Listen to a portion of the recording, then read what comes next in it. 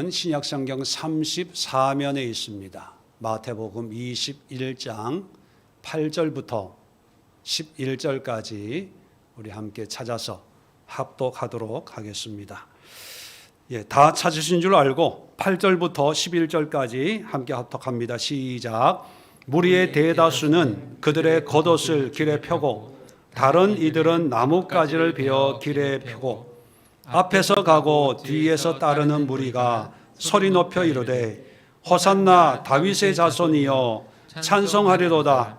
주의 이름으로 오시는 이여 가장 높은 곳에서 호산나 하더라. 예수께서 예루살렘에 들어가시니 온 성이 소동하여 이르되 이는 누구냐 하거늘 무리가 이르되 갈릴리 나사렛에서 나온 선지자 예수라 하니라. 아멘. 자, 오늘은 교회 절기로 종려주일입니다. 이 종려주일이라고 하는 것은 예수님이 십자가 못 박혀 죽으시기 한 주간 전에 나귀 새끼를 타시고 스가랴 9장 9절에 예언된 말씀대로 평강의 왕으로, 승리의 왕으로, 또 하나님이 보내신 메시아로 예루살렘에 들어오시는 그 모습을 보면서 사람들이 종려나무 가지를 흔들면서 호산나 호산나 환영한 날을 기념하는 그런 주일입니다. 이 종려나무라고 하는 것은요, 우리나라에는 없지만 중동이나 팔레스타인 지역에는 아주 흔한 나무인데, 이 나무가 상징하는 것이 풍성함입니다. 그리고 기쁨과 감사의 의미를 가지고 있고, 풍성하고 기쁨과 감사의 의미라고 하기 때문에 당연히 평화로운 그런 의미를 가지고 있습니다. 요즘에는 이 수입이 이제 자유화가 되어서 전 세계 물건들이 우리나라에 수입이 되고 있는데요. 과일 가운데 제가 지금까지 먹어본 과일 가운데 제일 단 과일이 바로 이 종려나무 열매입니다. 슈퍼마켓에 가면 있는데 아마 상호가 뭘로 되어 있는지 모르지만 아마 대추야자, 영어로는 데이트라고, 우리나라의 대추 말린 것보다는 큰데 찐득찐득 곶감처럼 그런 맛이 나요. 쫀득쫀득한, 두쫑쿠가 아니고 쫀득쫀득한데요. 이게 이 종려나무 열매를 말려서 이제 먹는 것입니다. 그래서 중동 지방에는 아주 일상적인, 없어서는 안 되는 그런 과일이고, 이 열매가 아주, 종려나무는 아름드레 큰 나무거든요. 거기에 포도송이처럼 아주 열매가 주렁주렁 달려 있어서 그런 모습을 보고 이제 평화로움, 기쁨, 감사의 의미를 이제 부여하는 것 같습니다. 여담이지만 종려나무에 또 연관되어 있는, 우리가 익히 알고 있는 그런 사실 가운데 하나가, 여러분 세계 유명한 영화제들 가운데 깐느라고 여러분 들어보셨죠? 깐느 영화제에서 가장 뛰어난 작품에게 수여하는 상 이름이 뭐냐면 황금 종려상이에요. 그 상에 보면 황금색으로 종려나무 가지를 이렇게 형상화해서 그 상을 가장 뛰어난 작품에 수여하는데, 그 상에 종려나무를 이미지화한 이유도 풍성함, 기쁨, 뭐 이런 의미를 반영하고 있지 않나 그런 생각을 합니다. 그래서 이 사람들도 예수님이 오시는 그 모습을 보고 종려나무 가지를 흔들면서 우리의 왕이 오신다, 하나님의 메시아가 오신다 하면서 호산나 호산나 하면서 환영을 했습니다. 그래서 오늘 세상의 모든 교회가 이 종려주일의 의미를 되새기는 그런 예배를 아마 드릴 거라고 생각을 합니다.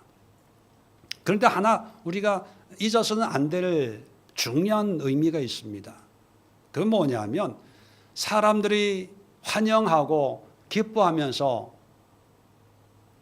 예수의 오심을 반갑게 맞이하는 그런 모습도 있지만 정작 그런 모습을 바라보시는 예수님의 마음은 어떠했을까? 예수님의 마음에 대해서 우리는 그렇게 관심을 기울이지 않습니다. 그래서 이름에도 종료주일, 우리 인간들의 어떤 기대와 바람과 인간들의 마음의 의미를 반영을 했지, 정작 중요한 예수님이 이런 모습을 어떻게 보고 계신가 하는 거에는 무관심하는 경우가 참 많이 있거든요. 그래서 오늘은 사람들에게는 기쁨과 즐거움의 환영식처럼 보이지만 예수님에게는 어떤 느낌을 주는 환영식이었을까? 물론 설교 제목으로 보면 서글픈 환영식입니다. 씁쓸한 환영식, 안타까운 환영식인데 왜 그럴까? 왜 그럴까? 오늘 본문은 세 가지 단서를 우리에게 보여주면서 예수님의 마음을 짐작하게 합니다. 첫 번째는 우리가 잘 아는 호산나라는 말이죠. 9절에 보니까 앞에서 가고 뒤에서 따르는 무리가 소리 높여 이르되 호산나 다윗의 자손이여 찬송하리로다 주의 이름으로 오시는 이여 가장 높은 곳에서 호산나 하더라. 여러분 호산나 히브리어로는요 호시아나라는 뜻입니다. 그래서 이걸 짧게 붙여서 호산나가 되는 거예요. 호시아라고 하는 것은 구원이라는 뜻입니다. 구원하다. 나라고 하는 것은요 청구형입니다. 청원. 지금 나를 우리를 구원해 주세요. 그런 뜻이. 자, 호산나 하는 그 소리를 외치면서 예수님을 맞이하는 사람들의 그 마음에 지금 우리를 구원해 주세요. 당신이 우리의 왕입니다. 우리의 메시아이십니다. 우리를 구원해 주세요. 라고 할 때 사람들이 생각하는 구원은 현실 문제로부터의 구원일까요? 영적인 죄로부터의 구원일까요? 여러분은 어떤 구원이 이들의 구원이라고 생각하시나요? 네, 현실적인 구원이에요. 왜냐하면 지금 구원해 주세요 환영했던 이 사람들이 5일 뒤에 마태복음 27장에 가면요 5일 뒤에 총독에게 바라바를 석방하고 이 예수를 십자가에 못 박으십시오 이렇게 요청합니다. 그 이유가 뭡니까? 지금 나에게 필요한 구원을 주지 않으니까 필요 없다는 거예요. 정작 예수님이 우리의 구원에 주로 오신 것은 현실의 문제, 경제적인 문제, 정치적인 문제, 지금 로마의 식민지 속에 있거든요. 그런 현실의 문제를 구원하기 위함이 아니라 십자가에 못 박혀 죽음으로 해서 영적인 죄로부터의 구원을 위해서 우리에게 오셨고 지금 나귀를 타고 오시는 거거든요. 근데 사람들은 호산나 호산나 지금 내 문제 해결해 주세요. 지금 내 질병을 고쳐주세요. 지금 내 사업을 새롭게 해주세요. 지금 이 나라를 로마로부터 독립시켜 주세요. 호산나 호산나 할 때 예수님에게는 무슨 생각이 있냐 하면 호산나가 아니라 호세아야. 호세아 성경에 호세아 선지자 있죠. 호세아 성경 말씀도 있고 호세아라고 하는 말은 여호수아라는 말과 똑같습니다. 여호수아와 똑같은 단어가 또 하나 이름이 있는데 누굽니까? 예수예요. 네.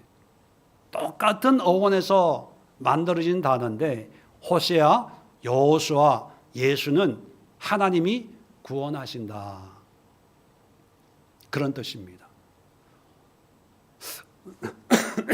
호산나는 청구형으로 주체가 뭡니까? 우리입니다. 인간이에요. 인간 입장에서 구원해 주세요 하는 게 호산나예요. 그런데 호세아는 뭐예요? 주체가 하나님이에요. 하나님이 구원하신다.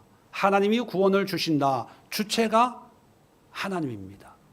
자, 그래서 우리가 호산나 할 때 참 조심해야 될 게, 내가 원하는 구원과 하나님이 원하는 구원, 즉 호세아 하는 하나님의 호세아와 나의 호산나가 같으면 문제가 없어요. 그죠? 그런데 지금 호산나 하는 이 사람들의 그 호산나는 구원과 예수님이 주려고 하는, 호세아 하려고 하는 그 구원이 같아요? 틀려요? 달라요. 다르기 때문에 아까 말씀드린 것처럼 사람들은 예수님을 십자가에 못 박으러 하는 거거든요. 자, 그랬을 때 예수님은 그 다르다는 것을 누구보다 잘 알고 계시는 거죠. 자, 그러니까 앞에서 호산나 호산나 하고 종려나무까지 평화의 상징이요, 승리의 상징이요, 부유함의, 풍성함의, 달콤함의 상징인 종려나무 가지를 깔고 흔들고 난리를 치는 모습을 보면서 서글펐던 거지요. 씁쓸했던 거지요. 그런데 이런 모습이 오늘날 우리의 모습 속에도 없지 않을까요? 우리도 호산나 합니다. 하나님 임하여 주옵소서, 성령을 주옵소서, 은혜를 주옵소서, 믿음을 주옵소서. 예수님 내 마음속에 주인으로 찾아오셔서 임재하시고 좌정하시고 나의 주인이 되어 주옵소서. 이게 호산나, 우리의 청원이에요. 또 하나님 또 우리에게 찾아오십니다. 우리의 주인이 되시길 원하세요. 우리를 지배하시고 통치하시고 하나님의 나라 백성 삼으시기를 원하십니다. 그런데 우리의 어떤 기대와 하나님의 작정이 똑같으면 문제가 없어요. 은혜죠. 말 그대로 더할 나위가 없습니다. 그런데 때로는 우리의 원함이 현실적인, 내가 보기에 이거는 해결돼야 되고, 이거는 하나님이 응답하셔야 되고, 이것은 하나님이 개입하셔서 이렇게 주시기를 원하는 원함이 있는데, 근데 그 원함이 하나님의 뜻과 다를 때, 틀릴 때, 우리는 열심히 기도하고 열심히 교회 봉사하고 열심히 예배 빠지지 않고, 왜? 내가 원하는 구원을 위해서, 내가 원하는 문제 해결을 위해서 그렇게 열심을 내는데, 정작 그런 모습을 보는 하나님은 씁쓸하지 않을까요? 서글프지 않을까요? 결국 며칠 뒤에 우리는 깨닫습니다. 예수 믿어도 별 수 없네. 기도해도 별 수 없네. 내가 괜한 짓을 하고 있는 게 아니야. 회의감에 빠집니다.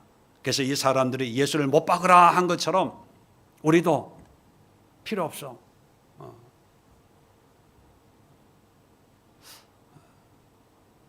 2000년 전에 믿음의 모습이나 2000년이 지난 지금의 우리의 모습이나 별반 다를 바가 없는 그런 모습이 될 수가 있습니다. 그러면 어떻게 해야 되냐 하는 거예요.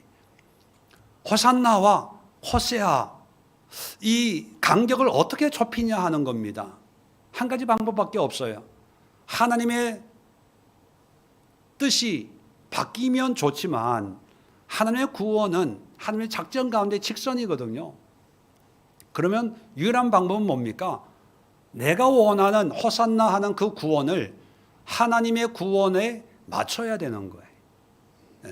하나님을 설득하려고 하지 말고, 하나님과 씨름하려고 하지 말고, 하나님을 굴복시키려고 하지 말고, 내가 원하는 그 원함을 버리고 하나님이 원하시고 작정하시고 계획하시고 이루시려고 하는 그 구원을 내가 믿음으로 받아들이면 됩니다. 그럼 어떻게 하면 될까? 말씀에, 성경에 하나님의 원하심이 있고 하나님의 뜻이 있고 하나님의 작정이 성경에 기록이 되어 있어요. 그래서 성경을 보면서 내 생각을 내려놓고 하나님이 하실 그 은혜, 그 역사, 그 구원을 내가 호산나 하면 돼요. 호산나, 지금 하나님의 그 은혜가 나에게 이루어지길 원합니다. 호산나, 하나님의 그 구원하심이 나에게 임하기를 원합니다. 호산나, 하나님의 그 괴가심이 내 인생에 이루어지기를 원합니다. 이게 하나님을 기쁘시게 하고, 이런 모습이 진정한 신앙의 모습이고, 이것이 호산나와 하나님의 호세아가 하나가 되는 진정한 구원의 삶을 사는 방법인 것을 여러분 기억하시고, 우리의 이 예배와 찬양과 우리만의 어떤 잔치가 아니라 예수님도 기뻐하고 흐뭇해하는 그런 하나님과 우리가 하나가 되는 그런 예배, 그런 종료주일, 그런 환영식을 만들어가는 저와 여러분 되시기를 주님의 이름으로 축원을 드립니다.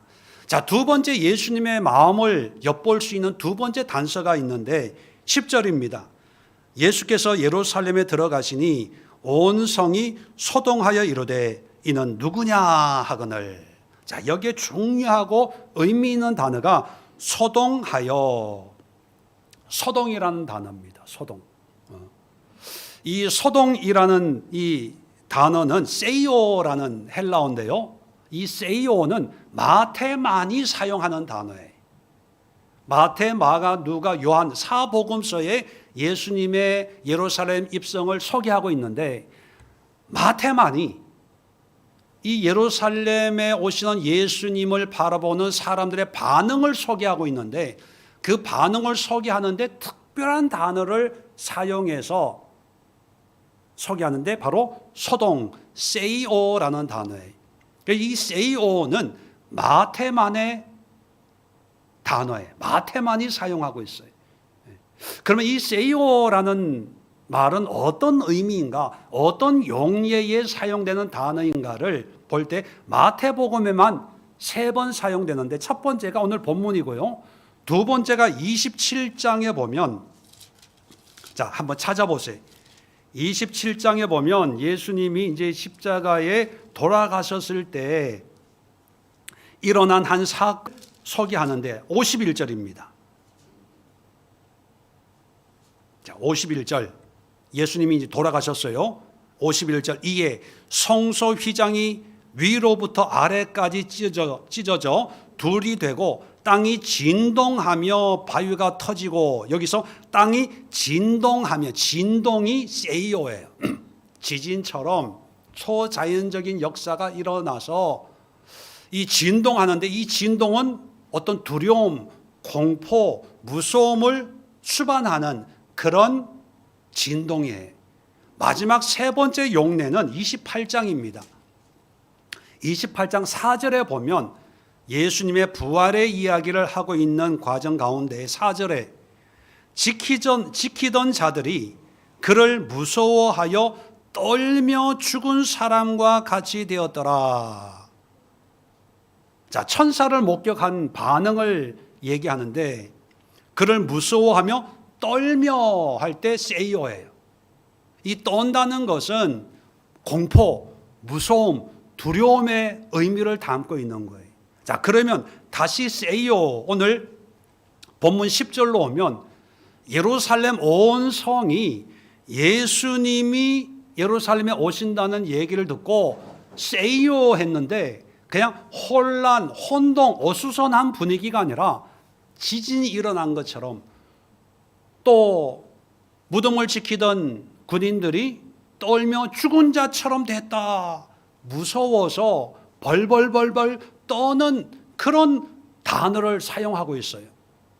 왜 마태는 이런 극단적인 단어를 사용했을까? 이유가 있습니다. 마태는 정통 유대인이지요. 세리로서 유대인들의 심리를 누구보다 잘 알고 있는 사람이에요. 자, 그 마태가 복음서를 쓰면서 이제 예수님의 입성에 대한 예루살렘 사람들의 반응을 소개하는데 의도적으로 세요. 마태복음 2장 3절에 보면 동방박사가 아기 예수를 찾아서 헤롯에게 찾아왔을 때 이스라엘의 왕이 태어났다 그 얘기를 했을 때 예루살렘 온 성이 소동하더라. 그 똑같은 우리 말로 번역이 소동으로 번역이 되어 있습니다. 근데 원어는 전혀 다른 단어예요. 그 소동은 혼란이에요. 어수선함입니다. 근데 이 소동은 두려움, 무서움, 충격. 왜 마태는 이렇게 이런 단어를 의도적으로 골라서 썼을까? 마태는요, 예루살렘 사람들의 속마음을 고발하는 거예요. 예루살렘 사람들이 이렇게 세요 한다는 것은요, 그만큼 두려워하고 무서워하고 벌벌 떤다. 이것은 뭐냐면 겉으로는 메시아를 대망해요. 겉으로는 이스라엘의 왕을 기대합니다. 왜? 지금 로마의 식민지로 수백 년을 살고 있거든요. 성경에는 다윗의 왕권이 다시 회복이 되어서 평화를 이루는데 그 평화의 중심지가 어디입니까? 예루살렘, 평화의 도시. 이 예루살렘이 하나님의 어떤 평화가 이루어져야 되는데 그게 안 이루어지기 때문에 겉으로는 왕을 기대하고 메시아를 기대하지만 내면으로는 기대하지 않아요. 그걸 마태가 고발하는 거예요.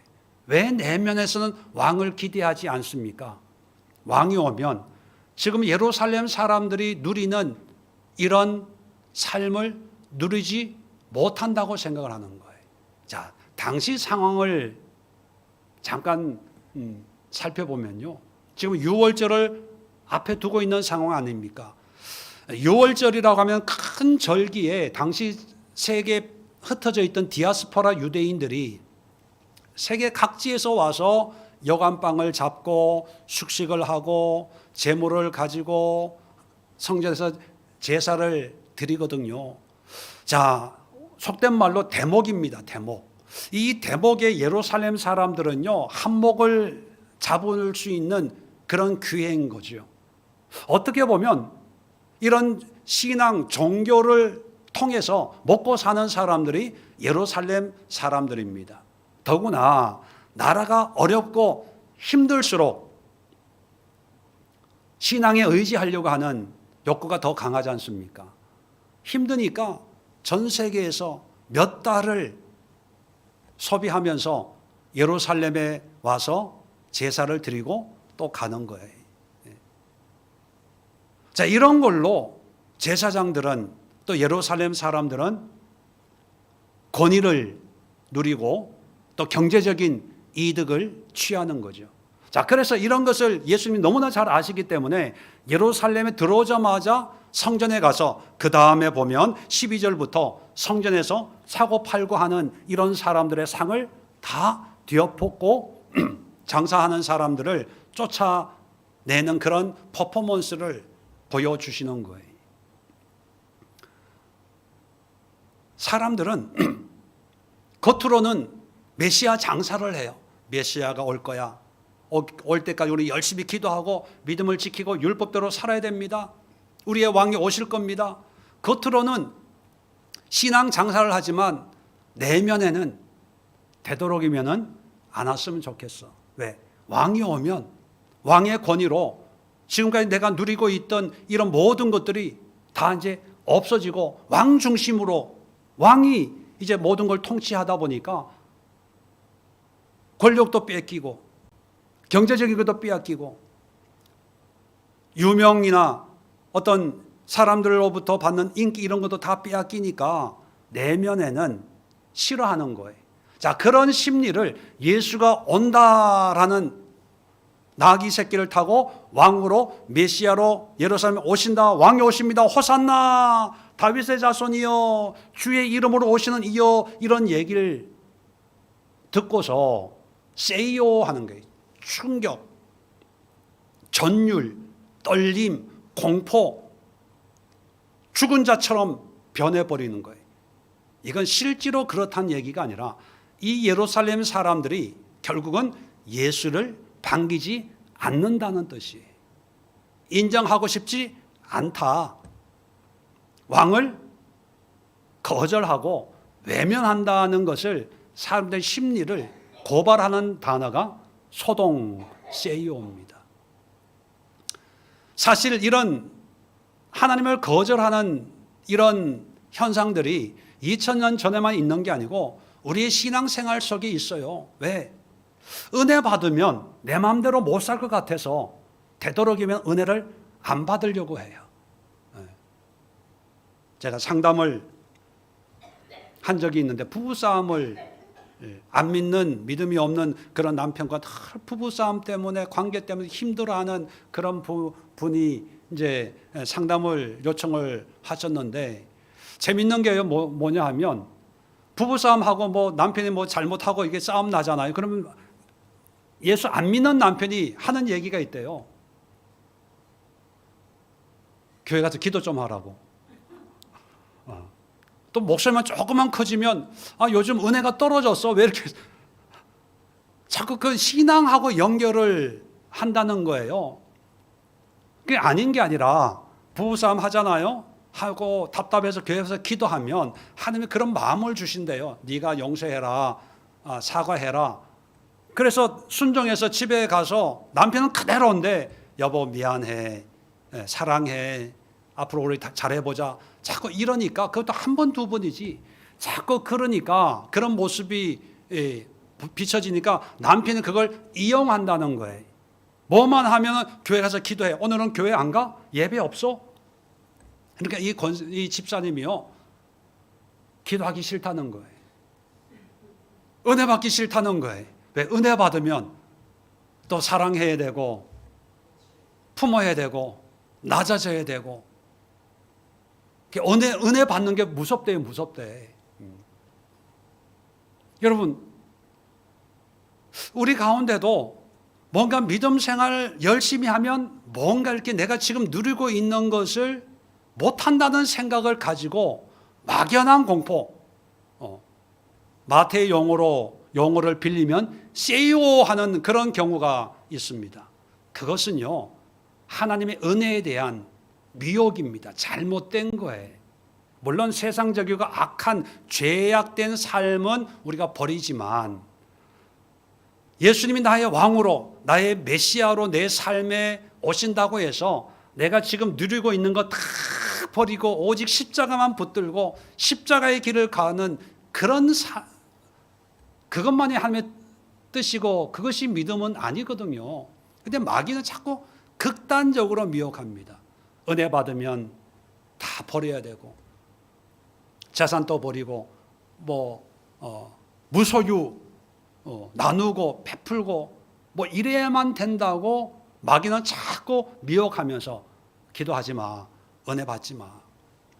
어떤 분은요, 청년 때에 막 은혜 막 충만해지는데 무서웠대요. 이게 뭐가 무서웠냐? 이러다가 선교사로 가라고 하는 게 아닐까? 이러다가 사모 되라고 하는 게 아닐까? 목회자 되라고 하는 게 아닐까? 막 기도하다가 그런 생각이 문득 들면 기도가 하기 싫다, 그런 얘기를 직접 저한테 하는 분들도 있습니다. 다 사모가 되고 다 목회자가 되고 다 선교사가 되는 게 아니거든요. 은혜가 임하면 다 버려야 되는 게 아니라 제가 경험한 하나님, 제가 경험한 은혜는요, 그 은혜를 누리면 누릴수록 더 풍성해져요. 더 자유스럽고 이제 뭐가 참이고 뭐가 거짓인가 분별이 되기 때문에 거짓된 것을 버릴 때 참된 것이 더 풍성해져서 부유한 마음껏 주의 일을 하는, 물론 저는 이제 목회자가 되었지만 사업하시는 분은 또 사업으로, 우리가 P31이라는 책을 우리가 함께 읽었잖아요. 사업하시는 분은 또 믿음으로 유명한 기업을 이루는 그런 사업을 할 수 있고, 연예인은 연예인, 뭐 운동 선수들은 운동 선수로 미국의 유명한 배우 중에 흑인 배우 덴젤 워싱턴이라는 분이 있죠. 얼굴 보면 아마 여러분 너무 유명하니까 뉴스 보니 그분이 나중에 영화 배우 다 하고 목사님이 되셨더라고요. 참 풍성한 삶을 누리게 하는 게 하나님의 은혜인데, 이 마귀는 예루살렘 사람들의 마음을 사로잡아서 세이오하는 거예요. 떨게 만드는 거예요. 야, 내가 은혜 받으면 내 자식은 누가 키워? 사업은 누가 해? 먹고 사는 건 어떻게 살아? 안 돼. 그렇게 세이오하게 만들어요. 그런데 예수님이 눈앞에서는 호산나 호산나 자기를 환영하고 있는데 속으로는 세이오하는 걸 볼 때 기분이 좋으셨겠어요? 씁쓸하셨겠죠. 서글펐을 거예요. 겉으로는 문제가 없어요. 절기를 지키고 순례, 디아스포라, 이게 쉽지가 않거든요. 우리는 일주일에 하루 문 닫고 예배 드리는 것도 큰 작정을 해야 되는데, 저 멀리 외국에서 예루살렘까지 오려면 뭐 몇 달이 걸릴 수도 있고 죽을 수도 있거든요. 그런 모습을 보면 정말로 헌신적인 믿음을 가진 것 같은데, 근데 정작 은혜 받기는 싫어요. 왜? 이유가 내가 지금 누리고 있는 어떤 기득권을 내려놓기 싫어서, 빼앗긴다고 생각하는 거예요. 못한다고 생각하는 거예요. 그럴 때 내 마음에 소동이 일어나요. 세요. 근데 이게 미혹입니다. 거짓이에요. 하나님은 다 뺏어가지 않습니다. 하나님은 가정, 자녀, 사업 다 팽개치고 노방정도 하고 예수천당, 불신지옥 이거 깃발 들고 다니라고 그렇게 하지 않습니다. 물론 그런 은혜를 주시는 사람도 있습니다. 그런데 내가 받은 사명과 은혜는 항상 그것과는 다르거든요. 하나님은 항상 우리를 풍성하게 하십니다. 감사와 기쁨과 보람 있는 삶을 살게 하시는 게 하나님의 은혜의 역사거든요. 그런데 그걸 모르고 막연한 두려움, 공포, 떨림에 사로잡혀 있는 이 사람들을 보시는 예수님의 마음은 참 씁쓸하셨겠다. 그런데 이런 모습이 2000년이 지난 지금도 있을 수 있다 없다, 있다는 것을 여러분 한번 생각하시고, 내가 그렇지 않을까? 내가 자, 세 번째 예수님의 마음을 아는 단서가 11절에 있습니다. 자, 무리가 이르되 갈릴리 나사렛에서 나온 선지자 예수라 하니라. 자, 누구냐 하니까 이제 설명을 하는 거예요. 예수님에 대해서. 그냥 보통 예수야 이렇게 얘기하든지 아니면 일반적으로 나사렛 예수, 이게 일반적인 예수님에 대한 호칭 아닙니까? Jesus of 나자렛, 나사렛의 예수인데, 오늘 본문은요 일반적인 설명이 아니라 좀 깁니다. 갈릴리 나사렛에서 나온 선지자 예수라. 이 갈릴리 나사렛에서 나온이라고 하는 거 출신이라는 뜻이거든요. 갈릴리 나사렛 출신의 선지자 예수라고 예수를 소개하는 게 유일합니다. 성경에 여기에만 딱 한 번 이런 표현이 등장을 해요.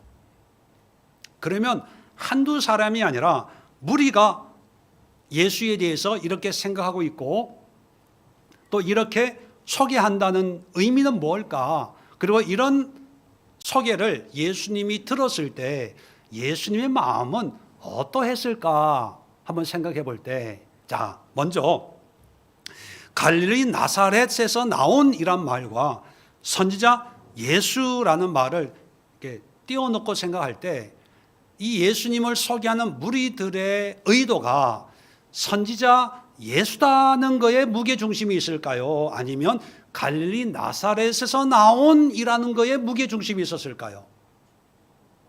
만약에 선지자 예수라는 말에 무게중심이 있었다면 예수님을 선지자로 인식을 했다는 건데, 그렇다면 예수님의 말씀을 하나님의 말씀으로 들었다는 얘기거든요. 그러면 성경은 이 사람들이 예수님의 말씀을 하나님의 말씀으로 들었을까요? 안 들었을까요? 안 들었어요. 어떻게 알 수 있냐 하면 이제 일주일 동안 예루살렘에 가셔서 예수님이 대중 설교를, 물론 제자들과 만찬하면서 제자들을 훈련하는 일도 하셨지만 대중적인 일반인들을 상대로 대중 설교를 한 내용을 보면 공통적으로 책망과 분노와 징계와 심판과 멸망에 관한 말씀을 하세요. 확인시켜 드릴게요. 자, 21장 12절 보면 성전에서 자세하게 읽지는 않겠습니다. 여러분 잘 아시죠? 사고 파고 하는 사람들의 상을 뒤집어 엎으면서 내 집은 기도하는 집인데 강도의 소굴을 만들었다라고 아주 화를 내셨습니다. 자, 그 다음에 18절 이하에 보면 그 다음 날 무화과 나무는 이스라엘을 상징하는 나무거든요. 무화과 나무를 보고 저주해요. 저주했더니만 뿌리까지 말라버리는 그런 역사가 일어납니다. 자, 그 다음에 33절에 보면 포도원 비유를 해요. 포도원 비유. 포도원을 새로 주고 새를 받으려고 종을 보내고 또 아들을 보냈는데 다 새를 안 주고 죽여버린다는 거죠. 자, 그랬을 때 40절에 보면 그러면 포도원 주인이 올 때 그 농부들을 어떻게 하겠느냐 물어봅니다. 41절에 이제 상식적인 대답을 하는 거예요. 그들이 말하되 그 악한 자들을 진멸하고 포도원은 제때에 열매를 바칠 만한 다른 농부들에게 새로 줄지니라. 진멸한다. 진멸에 대해서 말씀을 합니다. 자, 22장 1절에 보면 혼인잔치, 너무나 잘 아는 혼인잔치 비유를 듭니다. 왕이 혼인잔치에 초대했는데 사람들이 안 와요. 그래서 군대를 보내가지고 다 그 동네를 불살라버려요. 심판해버립니다. 그리고 길에서 오고 가는 사람 아무나 데리고 혼인 예식을 이제 거행을 하는데 그 중에 예복을 입지 않는 사람이 한 사람 끼어 있는 걸 보고 13절에 임금이 사환들에게 말하되 그 손발을 묶고 바깥 어두운 데 내던지라. 거기서 슬피 울며 이를 갈게 되리라. 하나님의 심판에 안 오는 사람들도 심판하시고 예복 입지 않는 사람, 이게 다 이스라엘을, 당시로는 이스라엘을 상징하는 거거든요. 심판에 대해서 말씀합니다. 자, 23장에 오시면 긴 한 장 전체를 통해서 서기관들과 바리새인들에 대한 신랄한 독사의 자식들아, 회칠한 무덤들아, 화이슬진저, 처음부터 끝까지 다 심판하고 책망하고 야단을 치세요. 자, 24장은 처음부터 끝까지 예수님이 재림할 때 마지막 때의 징조, 하나님의 심판, 하나님의 경고를 처음부터 끝까지 소개합니다. 자, 25장에 오면 25장 1절에 열 처녀의 비유, 기름을 준비한 5 처녀는 잔치에 들어가지만 그렇지 못한 5 처녀는 잔치에 들어가지 못해요. 12절에 진실로 너에게 이르노니 내가 너희를 알지 못하노라. 알지 못한다는 건 뭡니까? 심판하겠다는 거예요. 구원 받지 못한다, 그런 의미죠. 자, 14절 이하에는 달란트 비유, 한 달란트, 두 달란트, 다섯 달란트 해서 그대로 한 달란트 그대로 갖다 바친 그 사람에게 30절에 결론이 뭡니까? 이 무익한 종을 바깥 어두운 데로 내쫓으라. 거기서 슬피 울며 이를 갈리라. 슬피 울며 이를 간다는 거예요. 한 달란트 받은 그 유대인들을 상징하는 거거든요. 하나님의 은혜를 받았지만 그거를 사용하지 못하고 그대로 주님 앞에 갖다 드리는 유대인들 심판을 얘기합니다. 31절 이하에는요, 양과 염소 분리하는 결론이 뭡니까? 46절에 끝에 그들은 영벌, 영원한 형벌, 의인들 양으로 구별되는 그 사람들은 영생에 들어가리라. 영벌과 영생. 하나님의 예수님은요, 심판에 대해서 계속해서 말씀하고 있어요. 왜요? 안 들으니까. 말로는 선지자 예수라고 하지만 실상은 예수님의 말씀에 관심이 없어요. 자, 그러면 이 오늘 본문 11절에 있는 갈릴리 나사렛에서 나온 선지자 예수에서 정말 이 사람들이 의도하는 것은 뭐냐면 갈릴리 나사렛 출신의 자칭 선지자라고 하는 예수야, 이런 뉘앙스가 있거든요.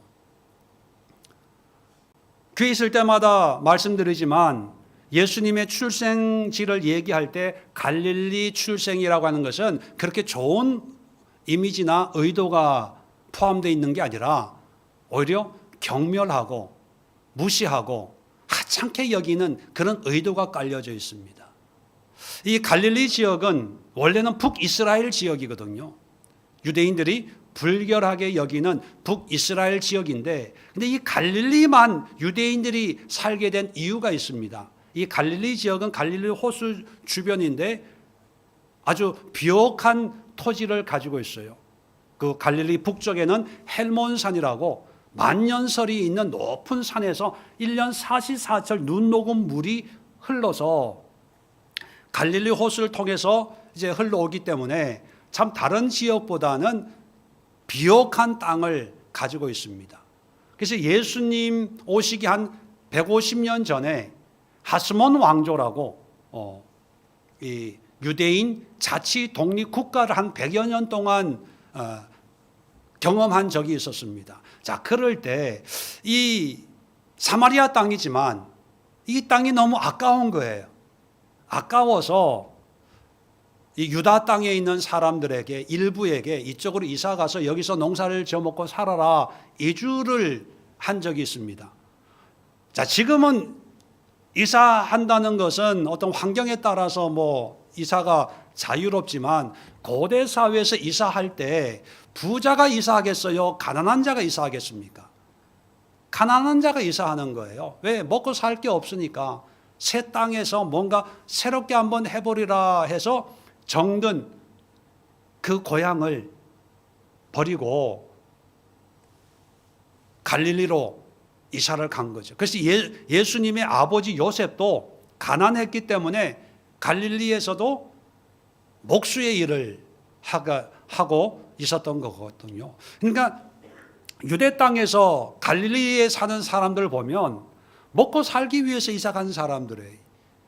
여기서 별 볼 일 없는 그런 삶을 살던 사람들이 갈릴리에서 이제 먹고 사니까 예루살렘에서 이제 그런 갈릴리 사람들 만나면 뭔가 좀 무시하고 이렇게 내려보는 그런 경향이 있거든요. 자, 그런 의미에서 갈릴리 나사렛에서 나온이라고 하는 것은 예수님을 선지자로 인정하려고 하는 게 아니라 속으로는 영양가 없는 별로 중요할 인물이 아니다라고 여기는 그런 비아냥거리는 그런 의도에서 말씀하는 거죠. 자, 그랬을 때 이 얘기를 듣는 예수님은 참 씁쓸하셨겠죠. 진정한 왕이고 진정한 메시아이고 내가 말하고 내가 전하고 내가 가리키고 선포하는 이 말씀이 하나님의 말씀인데 그 말씀을 가치 없이 듣는 거예요. 무의미하게 듣는 거예요. 그저 갈릴리 나사렛이라고 하는 어떤 편견, 세상적인 가치관, 세상이 만들어 놓은 어떤 기준에 이 사람들도 겉으로는 호산나 호산나 해요. 환영하는 것처럼 하지만 내면에는 의미가 없이 호기심으로, 여행으로 한번 해볼까? 뭐 이런 마음으로 예수님을 대하고 있을 때 결국 5일 지난 뒤에 마태복음 27장에 가면 그렇게 호산나 호산나 선지자 예수 이렇게 표현했던 이 사람들이 총독에게 바라바를 석방하고 이 예수를 십자가에 못 박아 죽이십시오 요구를 하게 됩니다. 그 얘기 뭡니까? 지금까지 호산나 호산나 하고 종려나무 가지 흔들고 겉옷을 펴서 환영을 하고 또 선지자 예수다 이렇게 얘기하는 게 사실은 아무 의미 없는 형식적이고 요식적이고 그냥 하는 소리밖에 되지 않는다는 것이 이제 증명이 되는 거거든요.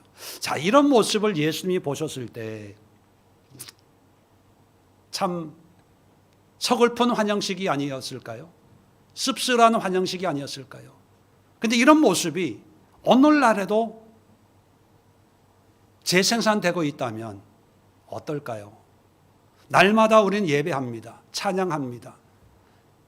예수님을 하나님의 아들로 고백하고 믿는다고 얘기해요. 그런데 우리 내면에는 하나님의 구원이 중요한 게 아니라 내가 원하는 구원이 여전히 중요해서 날마다 기도해요. 철야해요. 금식해요. 호산나 호산나. 또 사실 하나님의 은혜를 구한다고 하지만 믿기 싫어요. 은혜가 부담됩니다. 하나님을 더 깊이 안다는 것, 더 열심히 헌신된 믿음 생활을 한다는 것 사실 부담스러워합니다. 왜? 내려놔야 될 것 같아서. 내가 지금 누리고 있는 이 삶을 더 이상 살 수 없을 거라는 막연한 두려움, 막연한 공포, 막연한 전율, 세이오 때문에 그래서 선을 긋고 더 이상 예수께 안 가려고 하는 그런 모습. 마지막으로 예수님이 하나님의 아들이라고 믿고 말씀이 중요하다고 말은 해요. 근데 정작 내 마음에 이 말씀에 대해서 순종하려고 하지 않고 알려고 하지 않고 믿으려고 하지 않아요.